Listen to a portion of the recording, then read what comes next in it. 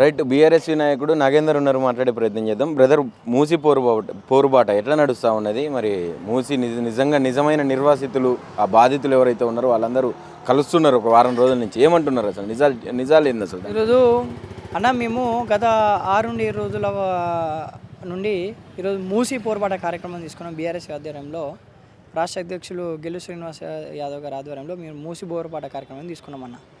ఈరోజు మూసి చుట్టుపక్కల ప్రాంతాల్లో మూసి దగ్గర ఉన్నటువంటి ఆ ఇళ్ళ దగ్గర పోయి మాట్లాడితే, ఆ పేద ప్రజలతో మాట్లాడితే, అసలు రేవంత్ రెడ్డి రాష్ట్రంలో అధికారంలోకి వచ్చిన తర్వాత కాంగ్రెస్ పార్టీ ఏం చేస్తుంది, కాంగ్రెస్ పార్టీ ఏం చేసిందన్న, ఈరోజు మా పేదల ఇల్లు మీద పడి మా ఇళ్ళ మీదకి బుల్డోజర్లు పంపుదా అంటే ఎట్లా, మా ఇళ్ళ మీదకి జేసీబీలు పంపుదా అంటే ఎట్లా, మా ఇల్లు కూలగొడతామంటే మా జీవనం ఎక్కడ, మా జీవన ఉపాధి ఎక్కడ, మా బతుకు తెరువు ఎక్కడ అని చెప్పేసి ఈరోజు వాళ్ళు పేదలు కన్నీరు పెట్టుకుంటున్నారన్న.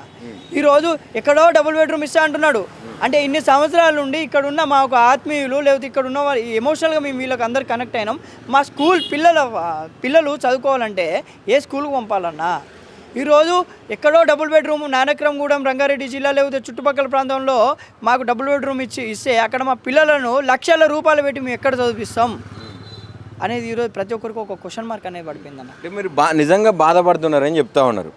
ఇప్పుడు అదే బాధపడేటోళ్ళని గతంలో పేడ ఆర్టిస్టులు వీళ్ళందరూ పైసలు తీసుకొని ఏడుస్తున్నారు, అది ఇది అని చెప్పి వీళ్ళు అక్రమంగా కట్టుకున్నారు అని చెప్పి కూడా నానా రకాలుగా వాళ్ళని ట్రోల్ చేసినటువంటి పరిస్థితి కాంగ్రెస్ నాయకులు. మరి నిజంగా ఆడికి పోయిన తర్వాత మీకేమనిపించింది? వాళ్ళు పేడ ఆర్టిస్టులా లేకుంటే నిజమైన బాధితులా, ఏంది పరిస్థితి అన్న? ఈరోజు మూసి బాధితుల దగ్గరకు వచ్చి, మూసి పరవా ప్రాంతంలో ఉన్న జనాల దగ్గరకు వచ్చి ఈ ముఖ్యమంత్రి రేవంత్ రెడ్డిని అనమని చెప్పమన్న పేడ ఆర్టిస్టులు అని చెప్పేసి. ఈరోజు రేవంత్ రెడ్డి గారు పేడ్ ఆర్టిస్టులు వాళ్ళు మాట్లాడేవారు అంటున్నాడు కదా.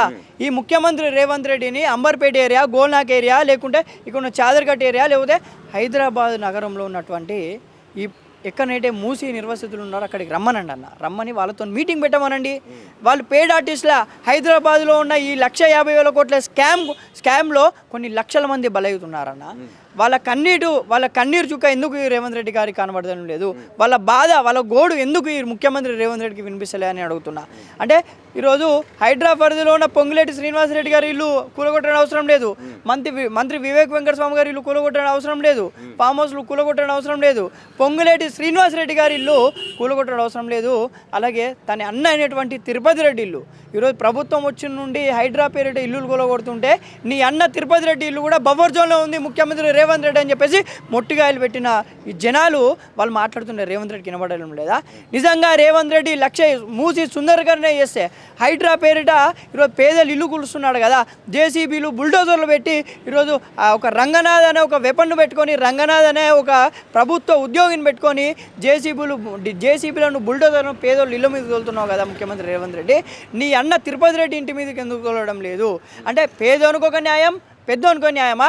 పేదోనికే న్యాయం, అంబర్పేటలో ఉన్న పేదలకు ఒక న్యాయం, పొంగులేటి శ్రీనివాసరెడ్డికి ఒక న్యాయం అని చెప్పేసి ఒక విద్యార్థి నాయకుడిగా నేను అడుగుతున్నాను. ఈరోజు మూసి బాధితుల దగ్గర పోయి మాట్లాడుతుంటే ఇక్కడ మీ ఇల్లులు కూలిపోతున్నాయి, మీ ఇల్లు కూల్చేస్తానని రేవంత్ రెడ్డి ప్రభుత్వం అంటుంది, కాంగ్రెస్ ప్రభుత్వం ఉంటుంది. మీ ఇళ్ళ మీదకి జేసీబీలు, బుల్డోజర్లు వస్తాయనంటే వాళ్ళు ఎంత బాధపడుతున్నారంటే వాళ్ళు ఏడుస్తున్నారన్న. వాళ్ళ ఏడుపు చూసి కూడా నాకు ఒక సాటిస్టిక్ ప్లెజర్ అనిపిస్తుంది. అరే బాగుంది కదా వీళ్ళు బాధపడుతుంటానని అనిపిస్తుంది. మరి రేవంత్ రెడ్డి ఏందంటే రేవంత్ రెడ్డి ఒక ఫ్యూడలిస్ట్ అన్న. రేవంత్ రెడ్డి ఒక రాక్షసుడు. నిజంగా చెప్పాలంటే తెలంగాణ రాష్ట్రంలో ఇప్పుడు కాంగ్రెస్ ప్రభుత్వంలో ముఖ్యమంత్రి పెద్ద రాక్షసుడు అన్న, నరరూప రాక్షసుడు, జనాల రక్తం పీడించే రాక్షసుడు ఈ ముఖ్యమంత్రి రేవంత్ రెడ్డి. ఈరోజు మూసీ సుందర్ కన్నా ఎవరు ఏమన్నారు? సరే మూసీ సుందర్ కన్నా చేయి, కానీ పేదోళ్ళని ఎందుకు కూర్చోడం? ఈరోజు బీఆర్ఎస్ పార్టీ హయాంలో మూసీ సుందర్ కన్నా ఆ రోజు కేసీఆర్ గారి నేతృత్వంలో కేసీఆర్ గారు ముఖ్యమంత్రి ఉన్నప్పుడు 16,000 కోట్లతో మూసీ సుందర్ కన్నా 16,000 కోట్లు ఎక్కడ, 1,50,000 కోట్లు ఎక్కడ? జనాలకు అర్థమవుతుంది కదా. ఈ 1,50,000 కోట్ల అనే ప్రాజెక్టుకి ఇన్ని డబ్బులు అవుతాయి అని చెప్పి మేము ఎప్పుడు చెప్పలేదు అని చెప్పి రేవంత్ రెడ్డి చెప్పలే అన్న. రేవంత్ రెడ్డి అఫీషియల్ వెబ్సైట్లోనే కదా ఈ ప్రాజెక్టుకు 1,50,000 కోట్లు అని చెప్పేసి 1,000 కోట్లు, 10,000 కోట్లు, 20,000 కోట్లు, 30,000 కోట్లు పెంచుకుంటూ వస్తున్నాడు కదా. దీన్ని 1,50,000 కోట్ల స్కామ్ చేయాలి. ప్రభుత్వం వచ్చింది, ఇంకా 2 సంవత్సరాల కాలంలో నేను ఎట్లాగూ ప్రభుత్వం పోతుంది, ప్రభుత్వం అనేది దిగిపోతుంది, బీఆర్ఎస్ పార్టీ మళ్ళీ కేసీఆర్ గారు ముఖ్యమంత్రి అవుతున్నాడని చెప్పేసి ఒక ఆలోచనతోని అన్న 100కు 200% రాబోదు కేసీఆర్ గారి ప్రభుత్వమే బీఆర్ఎస్ పార్టీ అన్న.